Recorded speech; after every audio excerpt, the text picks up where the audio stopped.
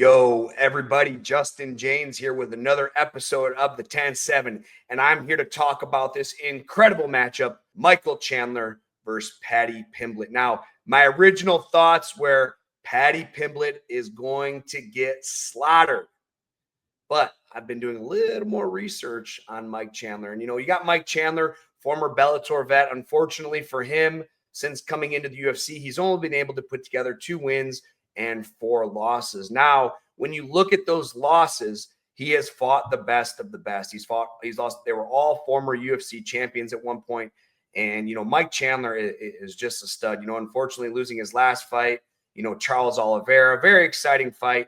But unfortunately couldn't keep Charles off him. Charles being on his back for a big portion of the fight, which ultimately led to the demise of Mike losing. You look at the opposition, Paddy Pimblett, he's young, he's hungry. The UFC sees him as a superstar, and he is on a 6-fight win streak in the UFC.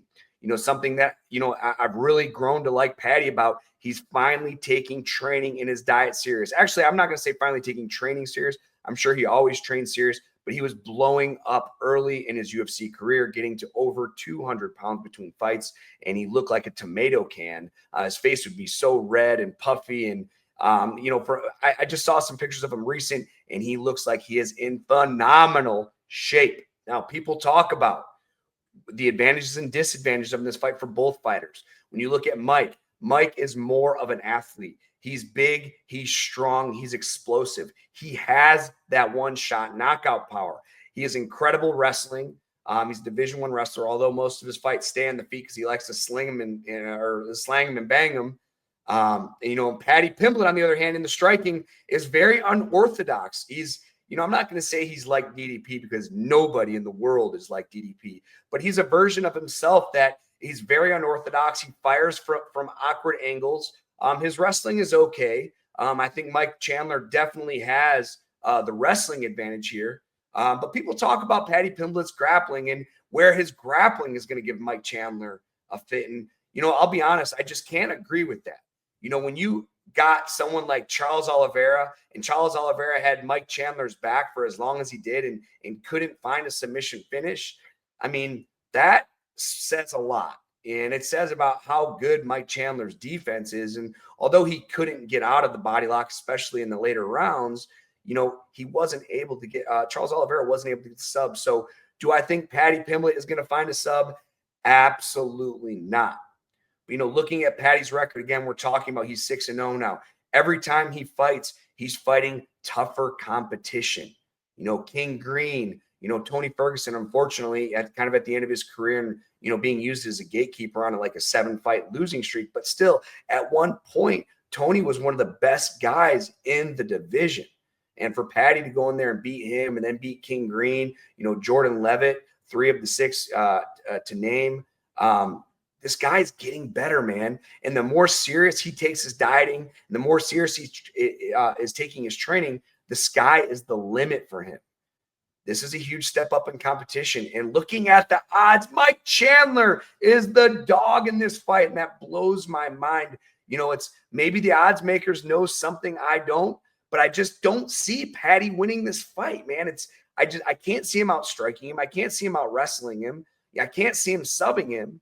Unless he gets like a Hail Mary shot and drops Mike and hurts him. But better fighters have tried. Justin Gaethje and him went toe-to-toe. And I don't think there would even be a discussion if who would win, Paddy Pimblett or Justin Gaethje. Like, Mike Chandler's went to decision with him. They, in my opinion, had one of the best fights at the lightweight division in that year. Charles Oliveira, former champ. I don't think Paddy Pimblett holds a candle to Charles Oliveira. I think Charles finishes him. And again, Mike went to decision. So that's the thing. Mike isn't getting finished in these fights. He's just fighting at the top of the division. Now, Mike he's kind of in a pickle here. He's fighting this up-and-coming guy that, has incredible star power that the UFC wants to build. In the UFC agenda, they want Paddy to win this fight. Although Mike's exciting, you got to win fights, and that's one of the things, I was talking to the matchmaker in the UFC when I was in the UFC. It's I'll never forget the conversation. They said, "Hey, Justin, we love you. We think you're a great guy and you're this and that. But unfortunately, at the end of the day, you got to win fights." And I understand that. Now, Mike's back is against the wall. If he goes in there and loses to the number 12th ranked guy and puts his overall record at 2 wins and 5 losses, I think Mike Chandler is going to be looking for a new job. So Mike is going to be, I mean, you look at the guy, he looks like a G.I. Joe character. You know, this guy takes his sleep serious. You know, this guy takes his diet serious. You know, he takes his training, his strength and conditioning. This guy crosses all the T's and dots all the I's. And I just think he's going to be way too much for Paddy Pimblett, especially knowing his back's against the wall. He's not going to go out there and roll over for Paddy to get this big praise because, again, he loses this fight and he could lose his job. Now in the opposition, Paddy having all the motivation in the world, you know, guys are finally giving him respect for stepping up and taking on a tough fight like Mike Chandler. And I'll tell you what, Paddy has everything to gain and not much to lose. If he goes out there and loses a decision, he still might go up in the rankings because of how tough Mike is. You know, and again, there's always this UFC story that they want to give these guys star power. If Paddy goes in there and somehow does the impossible, which, I mean, I guess I think it's the impossible, but I guess a lot of people aren't seeing that he's a favorite in this fight. But if he goes out there and does what the odd makers think he's going to, this guy is going to catapult and could only be 1 or 2 more fights away from a UFC championship. You know, when he first came onto the scene, I just was so underwhelmed by him. You know, he had childish antics and, you know, he was just the way he conducted himself in between fights of how big he would get.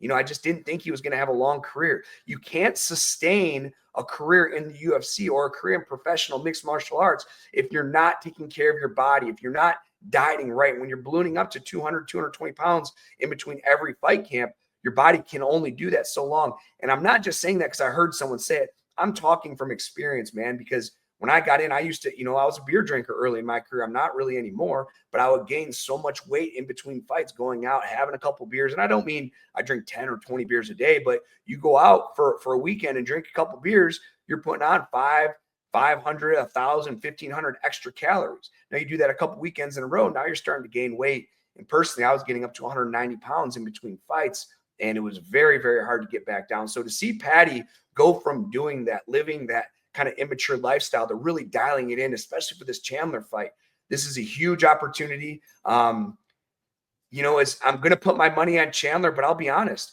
I hope Paddy Pimblett wins. You know, Mike Chandler is not going to be the UFC champion. He's always going to be entertaining, win or lose. But I just don't think he's good for the division right now, besides being a gatekeeper, just because he can't put together wins against the top of the division. And all these rinse and reuse and recycle fights, you know, it's just time we get some fresh blood in there. And I think Paddy Pimblett is the one to bring the excitement and to bring the action. Although my pocketbook is going on Mike Chandler, I'm hoping Paddy Pimblett somehow pulls it off, guys. Tell me what you think in the comments.